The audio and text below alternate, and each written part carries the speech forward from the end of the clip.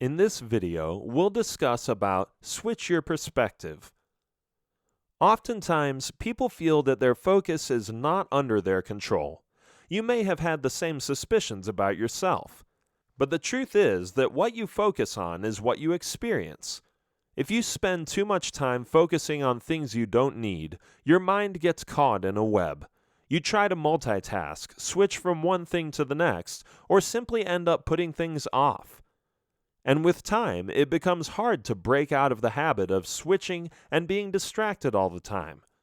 However, the simple truth is that your happiness depends on the way you think and how you respond to the environment you live in. Perspective has a huge role to play when it comes to your happiness. So how do you train your mind to stay more focused, and how can you switch your perspective? Here are some steps you can take to do so. Stay with one thing at a time. Too many people are guilty of doing too many things at the same time. When you demand your attention to jump from one thing to another, you will have a busy, fractured, and most likely unproductive day. Switching tasks frequently requires a supreme level of functioning, meaning that you have to use a lot of brain power and energy even before you start a task. No wonder it ends up draining your effectiveness. Zen teaches you to do the exact opposite. With Zen habits in your life, you will choose a task that needs doing and then stick with it. A good starting point may be to ask why this particular task is important for you. If you can give yourself a good enough reason why this task means more than others, then that's where you need to start. As you start the task, shift all your attention to it. Shut out any distractions and clear your mind. Don't think about or start doing something else until you have finished what you started. Train yourself to focus on the task at hand and resist the urge to look elsewhere.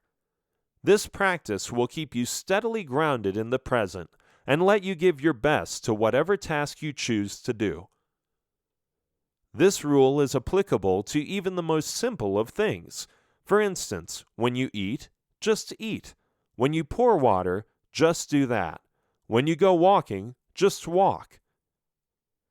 In instances where you may have to move on to something else, at least put away the unfinished task to return to later. Taking it slow in this way doesn't mean you're being lazy. What it does mean is that you're doing it right. You may be doing less, but you're doing it well.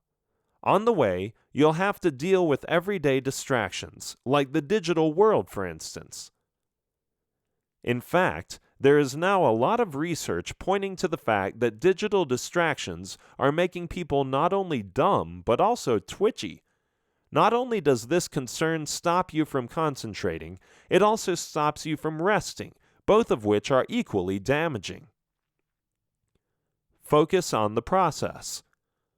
Changing perspective requires your focus. You can't adopt a positive life if you can't learn to focus. Focusing on the process and how things should be dealt with will make you wiser. Here, it's important that instead of focusing on the outcome, focus on the process. This will help you in quite a few different ways. For instance, focusing on the process will eliminate external factors. What this means is that decisions based on outcomes often end up using wrong techniques. But when you focus on how to get things done, you are better able to polish your skills. As you work your way through something, you realize the pitfalls and also discover ways to remediate the problems. Plus, focusing on the process also lets you enjoy the moment. You become more engaged in the present and at what you're doing, and you will do it better too. Another perk of focusing on the process rather than the outcome is that you get more control over what you're doing.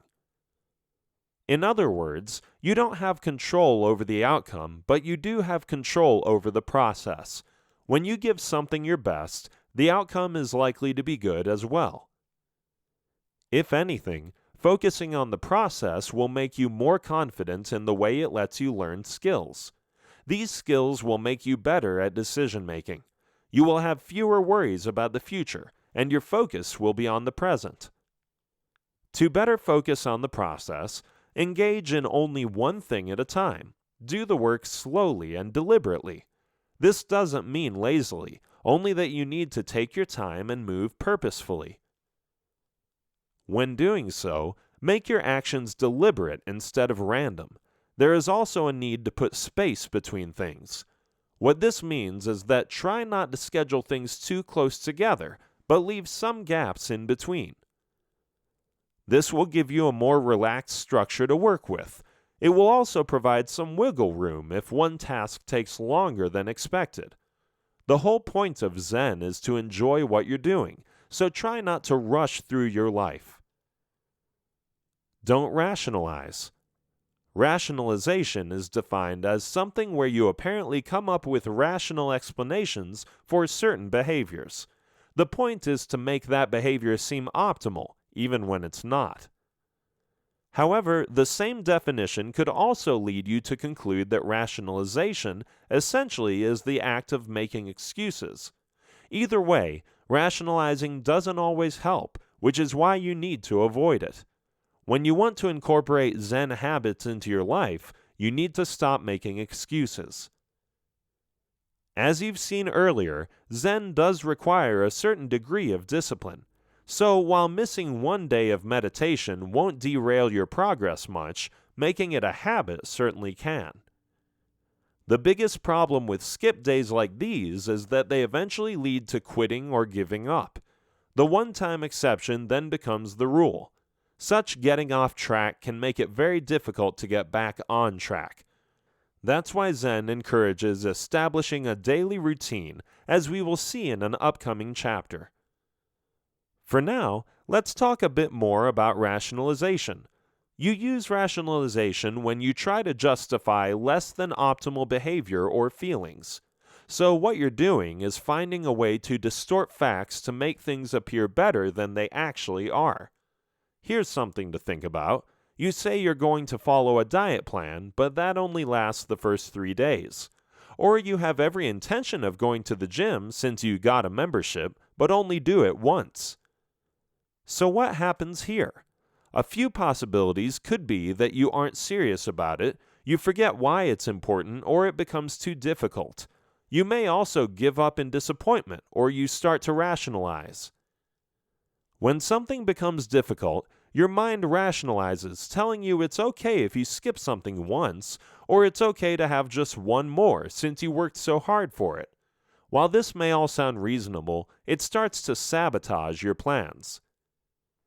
And once you start believing these rationalizations, sticking to anything becomes next to impossible.